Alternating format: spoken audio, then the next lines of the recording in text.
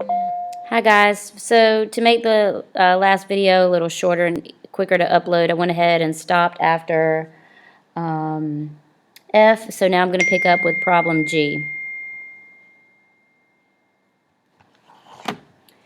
So let's go ahead and take a look at G. For this one, you've got a seventh degree polynomial, so you're going to have 7 zeros.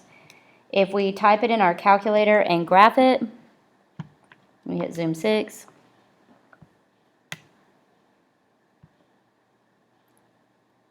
All right, so it looks like it bounces off 0 and it goes through 2. I'm going to zoom in so we can see a little bit better what's going on. So it does indeed look like it's bouncing off at 2, which means we should have even multiplicity and crossing at positive 2. So if we look here, we've got 0, 0 and 2, 0. So that should definitely be the case. We've got real ones at 0 and at 2. But to get started, if you take a look at what you've got, we've got terms that all have x in them. And in fact, they all have at least 4 x's in them, which means we need to factor out a GCF of x to the 4th.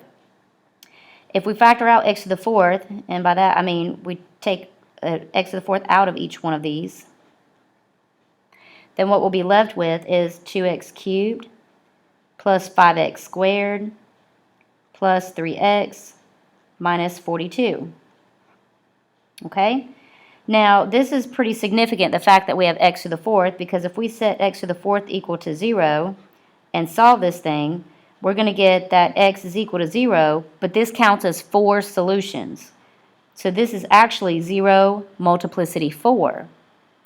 That's pretty significant because if we have 7 solutions and 4 of them are 0, then that means we only have 3 left to find.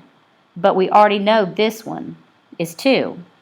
So at this point, we know now that it's actually 0 multiplicity 4 and 2. So that counts as 4 plus 1, 5 zeros. So we only have 2 left to find. So that means to find those 2, we somehow have to figure out how to get this down to a quadratic. Well, to do that, if we use the other 0 that we know, which is 2, we can take this cubic right here and do synthetic division. So we've got 2, 5, 3, and negative 42. Because 2 is a 0 on our graph, we should end up with a remainder of 0. 18, 19, 20, 21 times 2 is 42, so a remainder 0. So what we have now is 2x squared plus 9x plus 21 equal to 0. We could do this by completing the square, which I think is going to be a little more work, or we can just do this by quadratic formula. Oops, I meant that A is 2, not B. That B is 9 and C is 21. Remember, I always said it's easiest to go ahead and find the discriminant first, b squared minus 4ac, b squared being 9. Remember, you are supposed to be getting to imaginary zeros, so we should end up with a negative discriminant. So 9 squared minus 4 times 2 times 21, it's negative 87. So at this point, we've got x equals the opposite of b, plus or minus the square root of negative 87, all over 2 times a. We need to continue to simplify that. 87 appears to be, it could be prime. It may be divisible by an odd number, and it is 3. But 3 is prime, and 29 is also prime, which means I can't pull out any common factors. So I simply have negative 9 plus or minus I square root of 87 over 4 as my 2 imaginary solutions. So my final answer should be 0 multiplicity 4, positive 2, and negative 9 plus or minus I square roots of 87 all over 4. Okay? All right. Lastly, we've got H.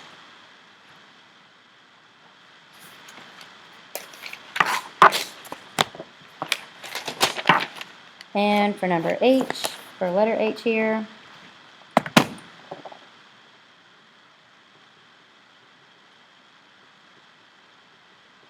I'm going to go ahead and graph it.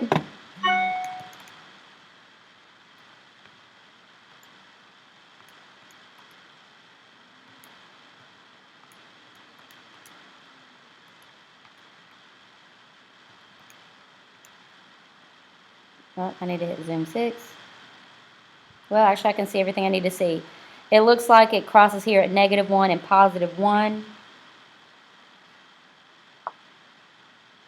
-1 and +1, if I verify it on my table, should have zeros, and they do, -1 and 1.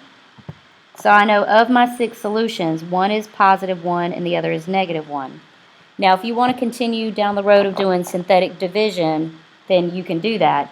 I'm going to go ahead and recognize that I can probably factor this by grouping. So when I look at this one, I can take out x to the 4th,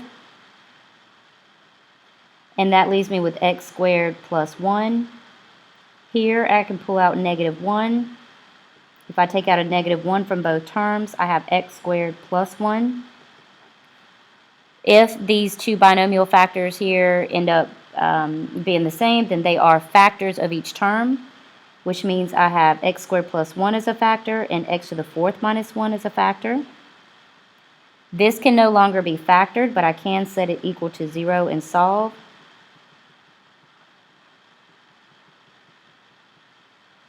This is factorable into another difference of squares. Remember, at this point, if you want to set each of these factors equal to 0, you can. You basically can as soon as they become quadratic. But I like to continue to factor. So this one here is going to be +1 and -1, while this one here,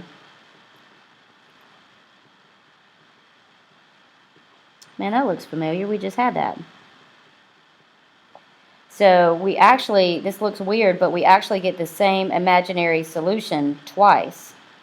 So what this tells us is we've got 1 and -1 as our real solutions, which we knew from graphing, but we've got positive and -1, or excuse me, positive and -I, but since it appears twice as a solution, that means its multiplicity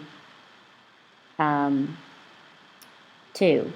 So that means you have positive I multiplicity 2. So just to make this clear, this is I multiplicity 2, -I multiplicity 2, and then we've got 1 and -1. So that counts as 1, 2, 3, 4, 5, 6 total solutions.